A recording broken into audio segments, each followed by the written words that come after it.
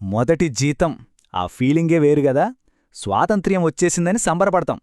కాని అసలు కథ ఇక్కడే మొదలవుతుంది. మొదటి జీతం స్వేచ్ఛనిస్తుందనుకుంటాం, కాని ఆ స్వేచ్ఛ వెనకాల దాగున నిజం వేరే ఉంది. ఎందుకంటే ఈ ఫ్రీడంతో పాటు పేదరికం, ఒంటరితనం ఫ్రీగా వస్తాయని ఎవ్వరూ చెప్పరు. కొత్త ఊరు, కొత్త ఉద్యోగం, ఏదో సినిమాలో హీరోలా ఫీలైపోయా, నా లైఫ్ నేనే రాసుకుంటున్నానని. ఇక చూసుకోండి ఫుడ్ ఆర్డర్లు, అమెజాన్ బాక్సులు, ఫుల్ ఓవర్ కాన్ఫిడెన్స్ అన్నమాట. కానీ రియాలిటీ అనేది వార్నింగ్ ఇచ్చి రాదు, ఒక్క దెబ్బతో కింద పడేస్తుంది. అప్పుడే మన జీవితంలోకే విలన్లా ఎంట్రీ ఇస్తాడు ఓనర్. రెంట్ అనే ఒకే ఒక్క మాటతో గుండె ఆపేస్తాడు. భయంగా బ్యాంక్ యాప్ ఓపెన్ చేస్తే ఈ నంబర్ మనల్ని చూసి నవ్వుతున్నట్టుంటుందే. అసలు అర్థం కాని విషయం ఏంటంటే ఆ 49 పైసలు ఎక్కడ్నించొచ్చాయబ్బా అని. ఆ రాత్రి నిద్రపట్టదు. ఒక క్యాలిక్యులేటర్ పట్టుకుని మన జీవితాన్నే లెక్కేయటం మొదలుపెడతాం.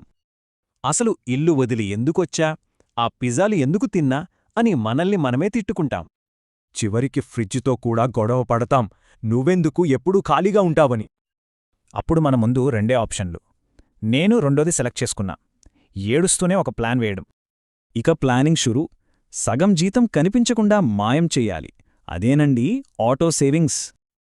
మిగిలిన దాంట్లో 30% రెంట్, 15% తిండికి, ఆఖరి 5% మాత్రం సర్వైవల్ కోసం.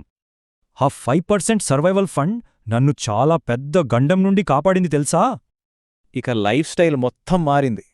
మాడిపోయిన పప్పు కూడా అమృతంలా అనిపించింది. మెట్రో కోసం పరుగు, ఫ్యాన్ ఆపడం, ప్రతి రూపాయిని కాపాడటానికి ఒక యుద్ధమే చేశా. కాని ఇంత చేసినా ఈ చిన్న చిన్న పొదుపులు నిజంగా పనిచేస్తాయా అని డౌటొచ్చింది. కొన్ని నెలల తర్వాత బ్యాంక్ బ్యాలెన్స్ చూసి షాకయ్యా. ఫస్ట్ టైం 5 అంకెల సంఖ్య. అప్పుడనిపించింది నేను కూడా ఒక చిన్న సైజ్ వారెన్ బఫెట్నే అని. ఈ మ్యాగీ ట్రామా స్టోరీ మీలో ఎవరికైనా కనెక్ట్ అయితే ఇది మీ గురించే. స్వాతంత్ర్యం చాలా కాస్ట్లీ. దానికి మనం కట్టే ఈఎంఐ ఏంటో తెలుసా? డిసిప్లిన్.